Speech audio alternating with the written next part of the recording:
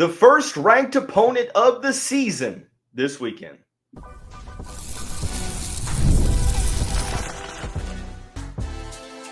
You are Locked On Louisville, your daily podcast on the Louisville Cardinals.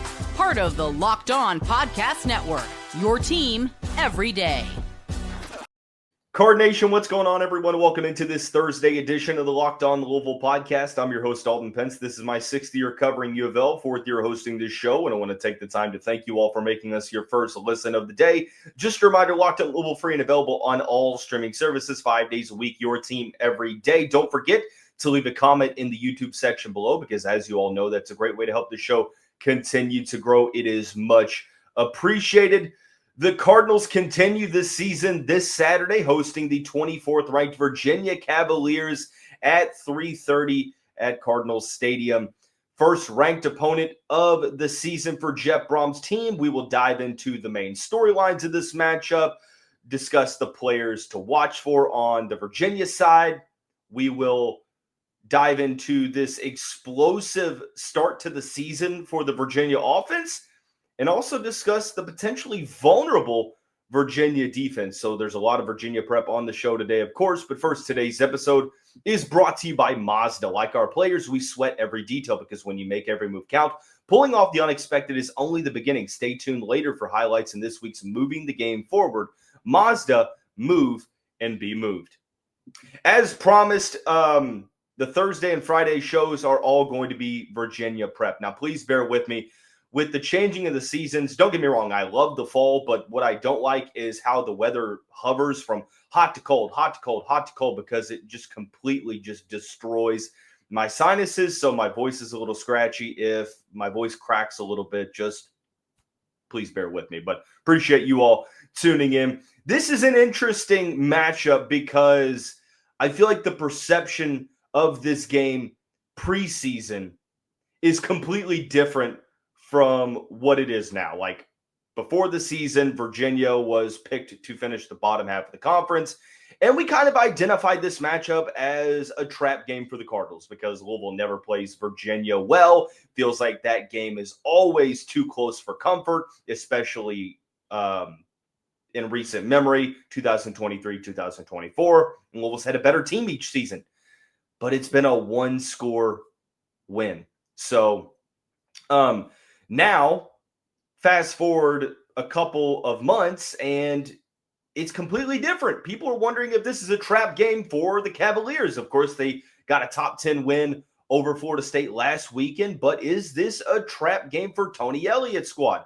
Going to Louisville on the road, and of course, the Cardinals 4-0, looking to stay unbeaten and extend their winning streak. But I think one of the main storylines, or at least things that I'm watching, is that the Cardinals get more national attention this weekend.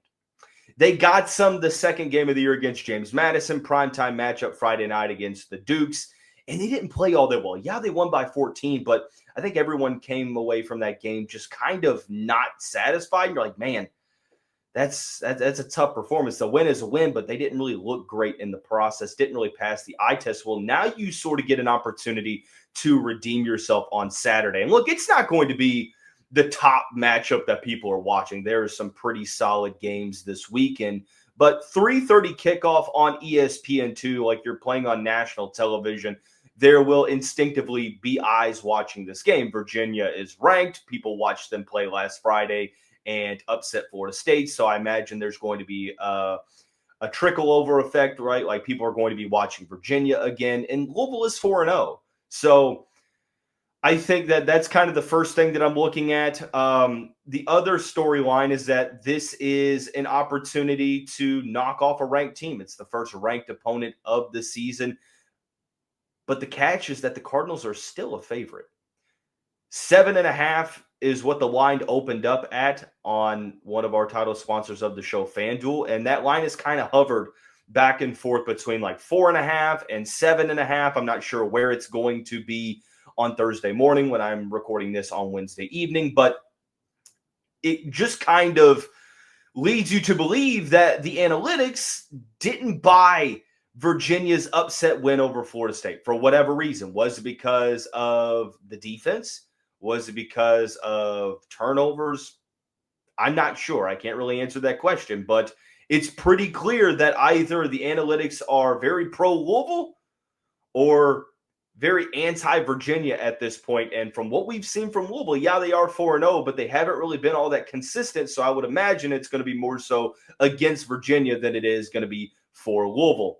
Whatever the reason may be, whatever the spread is, the Cardinals have a prime opportunity to sort of make that early statement. Yeah, you beat what I think is a good James Madison team, but it's a group of 5 teams, so instinctively people are going to write those teams off, whether that's fair or not. Really not fair, but that's just the way it works.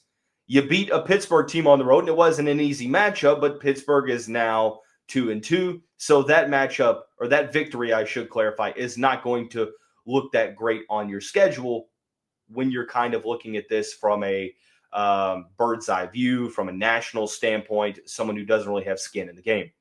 Now, if you were to beat a ranked Virginia team, then things change a little bit, and you can argue as to whether or not Virginia should be ranked. I would imagine that answer is probably yes, because they have earned it. Yeah, they did lose at NC State, but it's not easy to win Carter Finley Stadium.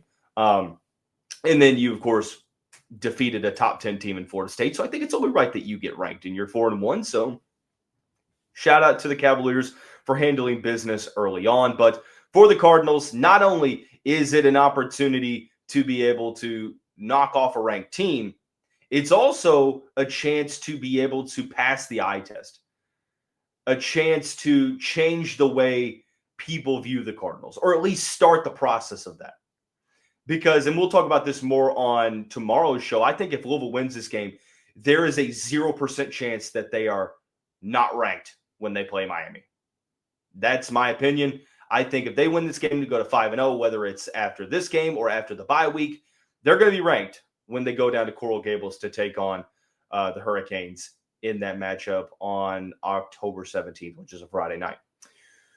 Let's look at the ACC implications, because there are some huge, major ACC implications. Virginia is 2-0 in conference play. They had that weird situation to where the NC State loss did not count against their conference record. It sucks, but blame Kurt Cignetti and the Indiana Hoosiers for that. But it is classified as a non-conference game. Looking at their schedule, they're 4-1. They've beaten Stanford and Florida State, so they're 2-0 in conference play. We talked about Florida State yesterday, and if they were to pick up that second ACC loss, that's a really good development for the Cardinals, because you've got some teams that are competing for those spots. Virginia, look at the remainder of their ACC schedule. With that win over Florida State, they put themselves into consideration for ACC contention, because their conference schedule is terrible. It's terrible. They've got Louisville this weekend. Then they got Washington State after a bye. And then they finish the season with this: at North Carolina, at California, versus Wake Forest, at Duke, versus Virginia Tech. I'm not sure they lose another game. I'm serious. Having that head-to-head tiebreaker over Virginia is so critical, because it's the same conversation with Georgia Tech. Is Virginia and Georgia Tech, are those two teams better than Louisville? Maybe, maybe not. But even if they are not, they have an infinitely easier ACC schedule than the Cardinals do. Sort of like how Louisville had in 2023, and they reaped the benefits of that conference schedule, and they made it to Charlotte. Same concept applies here to Virginia. Same concept applies here to Georgia Tech. But as it relates to this opponent, not only picking up a win for, of course, staying undefeated, beating a ranked team, continuing to gain steam and momentum, maybe passing the eye test for those national eyes that are watching. But I think the most important thing is gaining that head-to-head victory, giving Virginia that conference loss, because we don't know if Virginia is going to revert back to the norm of what we've known this program to be over the past couple of years, but they've started out really good. And if you can beat them on Saturday, not only do you continue to stay undefeated, you don't pick up an ACC loss, but you give one out to a team that you could very well be in the mix to compete against in late November if you handle business. Because, I mean, if you run the table and lose to Miami and Virginia has one loss, I mean, chances are, unless it's a weird three-way tie, hey, you've got a great opportunity to get back to Charlotte. But let's take a deeper dive into the preview. This Virginia offense has been absolutely explosive over the first couple games of the season. Can they keep it up? Who are the players you need to know about? And more. It's all coming up right here. Locked on Louisville, your team every day. Speaking of that Louisville-Virginia spread, right now it's kind of hovering between 4.5 to 7.5. But I can tell you what, FanDuel has been on the money all season long. Right now, new customers can bet just $5 and get $300 in bonus bets if you win. That's right. Pick a bet, put down $5, and if it hits, you'll unlock $300 in bonus bets to use across the app. What I love the most about using FanDuel is how versatile it is. It gives me so many different ways to play. Sometimes I like to go with player prop parlays. Sometimes I go with same game parlays, money line parlays. I'm a parlay guy myself. That's just kind of how I am. But sometimes I find myself live betting games, and FanDuel is the perfect place to give me that opportunity. So what are you waiting for? Visit FanDuel.com right now to download the FanDuel app today and get started.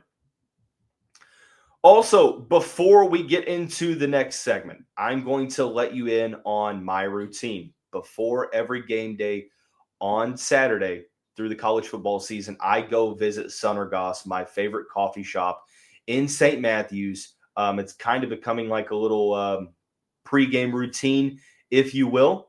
And look, I'm all for investing in the neighborhood because I believe when neighborhood businesses thrive, the whole neighborhood thrives. And let me tell you, your favorite neighborhood spots run on Square. Whether it's the sports bar dedicated to the Cardinals fan base, the spot for the best wings in the 502 for game day, you name it, sports are something that brings neighborhoods together. When we show up as a community, it can mean big business for local business owners. I am a huge advocate for investing in the neighborhood businesses because it is, in turn, a way of investing in the community. And Square is a proud partner of more than 4 million neighborhood businesses around the world. You can go to square.com/go/lockedoncollege to learn more. But before you do, go support your favorite neighborhood spot. You'll be happy you did. Square. See ya in the neighborhood. Thank you all so much for making us your first listen of the day. Just a reminder, Locked on Louisville, free and available on all streaming services, including YouTube, 5 days a week, your team every day. Let's take a look at the offensive side of the ball for the Virginia Cavaliers. It has been nothing short of an explosive start to the season. UVA, of course, is 4-1. That one loss coming to NC State. But in their first 5 games, they have not scored less than 31 points. Now, of course, you have to factor in the level of competition that you're playing. You played Coastal Carolina, you played William and Mary, you played Stanford, 3 teams that are not good. NC State is a team that I think the verdict is still out. I mean, they're 3-2. They've given up some big-time points this season. They gave up 45 to Duke, so I'm not really sure about the Wolfpack's defense. But Florida State, you scored 46, but that was in double overtime. But still, you did put up points in regulation. So at the moment, this is where the Virginia offense is sitting. They are 8th in scoring offense, averaging 45.6 points a game. It is an offense that is set up running the football, and the pass is built upon that. They run the ball, I believe I saw 52% of the time, 47-ish point whatever percent in terms of the run, the passing plays. So it's a fairly balanced offense. Yeah, we talk a lot about Chandler Morris and what he's been able to do as the Virginia quarterback, and rightfully so. He has been really good. But the rushing attack for Virginia is what makes this machine go. They're 12th in the country in rushing offense, almost 250 yards on the ground per game. They are 5th in total offense, 540 yards per contest. The passing offense, a little bit of a step back. They're 22nd in the country. I know, terrible, right? Compared to what else they have with the rushing attack. No, but it's a solid, balanced attack. About 300 yards through the air per contest. Two things that I find pretty impressive. Number one, they are 10th in the country in third down conversions. 57% of the time they are converting on third down. That's really, really successful. Chandler Morris has only been sacked 3 times through the first 5 games. Also something that when you look at this offensive line that had to replace some pieces via the portal, even Monroe Mills, who out for the season with that torn ACL, the offensive line has done their job and more, and not to mention getting that push up front. It starts with the rushing attack, and this is a rushing attack that is extremely balanced. They don't really, they do have one go-to guy. That's Jamari Taylor, who has 397 rushing yards and 7 rushing touchdowns to start the season. He's top 10 in yards after contact.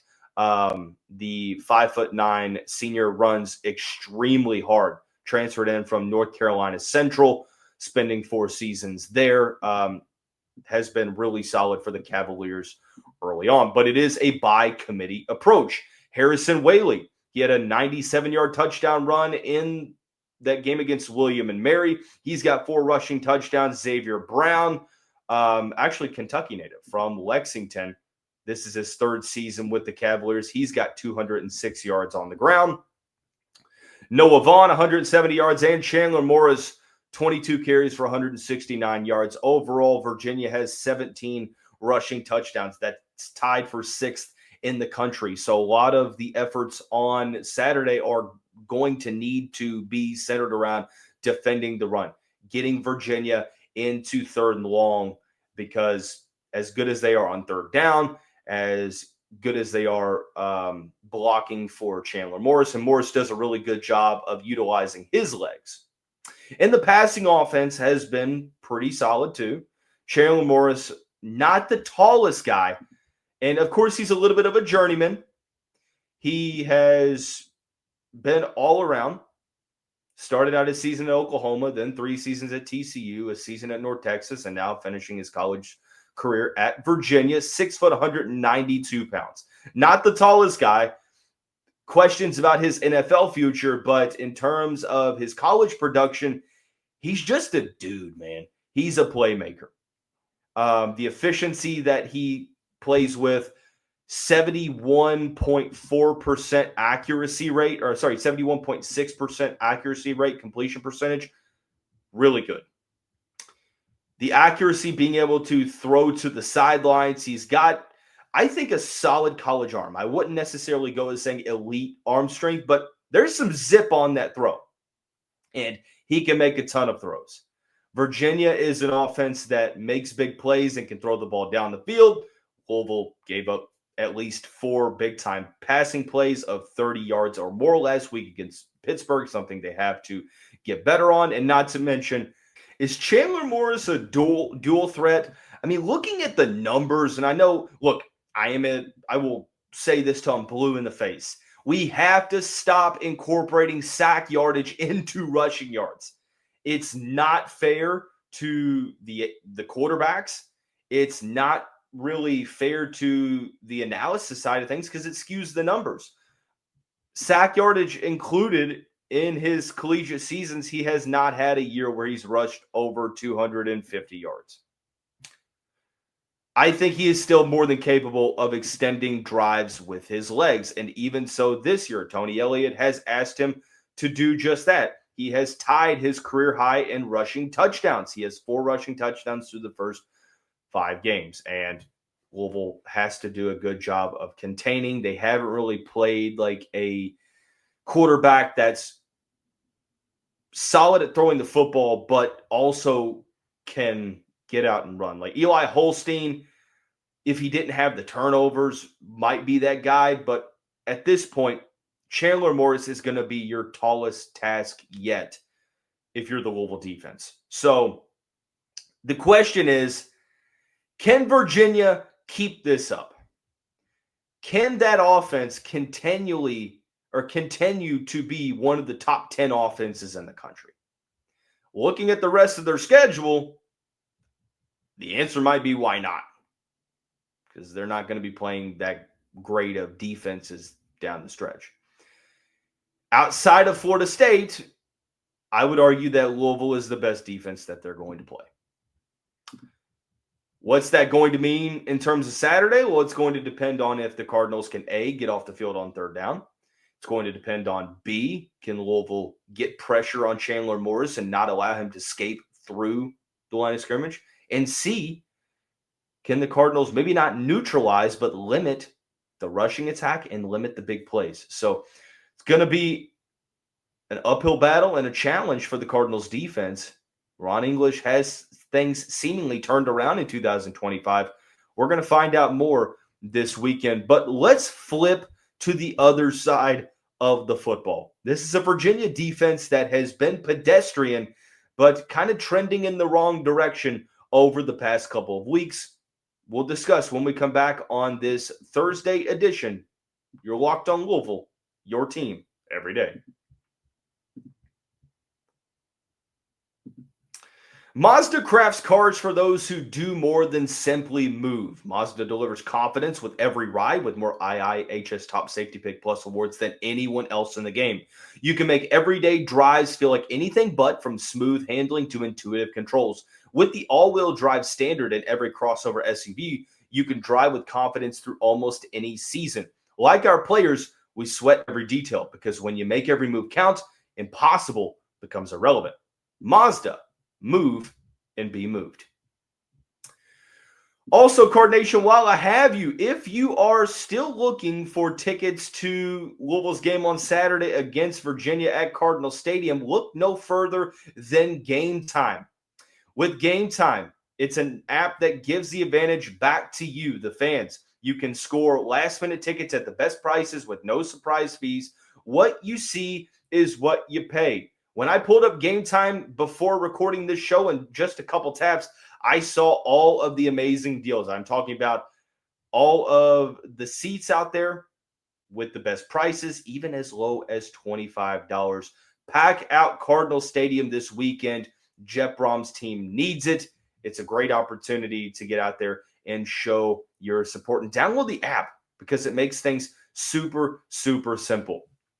Take the guesswork out of buying college football tickets with Game Time. Download the Game Time app, create an account, and use the code LOCKEDONCollege for $20 off your first purchase. Terms apply. Again, that's the promo code LOCKEDONCOLLEGE for $20 off your first purchase. Swipe, tap, ticket, go. Download Game Time today.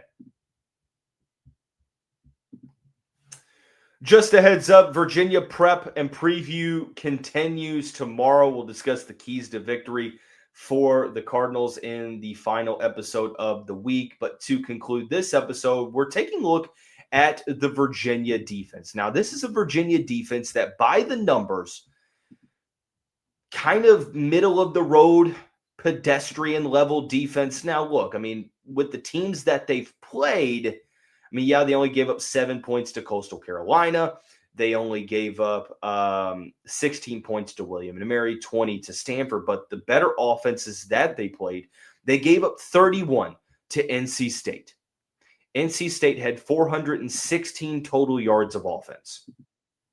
And then you look at Florida State. Now, Florida State is one of the best offenses in the country. Florida State had 514 yards of total offense. And, of course, Virginia played Florida State into double overtime. But don't forget, you start at the 25-yard line of the other team, right, in overtime. So it's not like there was a huge addition of yards. But when they've played respectable opponents, Virginia's defense has been vulnerable. Let's take a look at the numbers. Total defense, they are 64th in the country, giving up 353 yards per game. Scoring defense, 67, 23 points per game. Passing defense, 56th. I'm sorry, that's rushing defense, 56. Passing defense, 80th. Sacks per game, tied for 60th. Tackles for loss, 88th. The one thing they are pretty solid at early on is third down defense, allowing teams to convert at a 25% conversion rate, which is very good for the defense, not good for the offense. That's 13th in the country. Now, John Rosinski, who they hired from Air Force, has been a good addition for Tony Elliott's staff. It's not maybe Bronco Mendenhall level defenses that we saw from Virginia in the late 2010s, but it's better than what we saw the past couple of years under Tony Elliott. So looking at this unit, especially the one up front in the front seven, or we'll go with the trenches to start out with. Virginia doesn't get a ton of push up front. They do have players that can make differences, but this is a defensive front that gives up some chunk yardage on the ground. They give up some big time plays through the air. They don't get a ton of pressure on opposing quarterbacks, and they allow teams to open up gaps running the football. Mitchell, Melton, and Fisher, I think it's Kamak on the edges, have been their go-to guys there. Jameer Carter, Daniel Rickert, Kazim Moore, Anthony Britton, Hunter Osborne, the Alabama transfer. It's a by-committee approach on that defensive line, but still one that they're kind of waiting to see who's going to break out and be that disruptor. Now, they've been respectable and serviceable, and with the offense that you've had, maybe that's good enough, but it hasn't been absolutely, dominant on the front. Now, I think the strongest part of this Virginia roster is the linebacking core. James Jackson, 4-year starter, second on the team with 21 tackles. You've got Landon Danley as well, junior from South Carolina. Not to mention Cam Robinson, also in the mix, one of the better linebackers in the ACC. He had over 60-plus tackles the past 2 seasons. So the linebacking core is definitely the strength of this Virginia defense. Maddox Marcellus is another name that has gotten some run.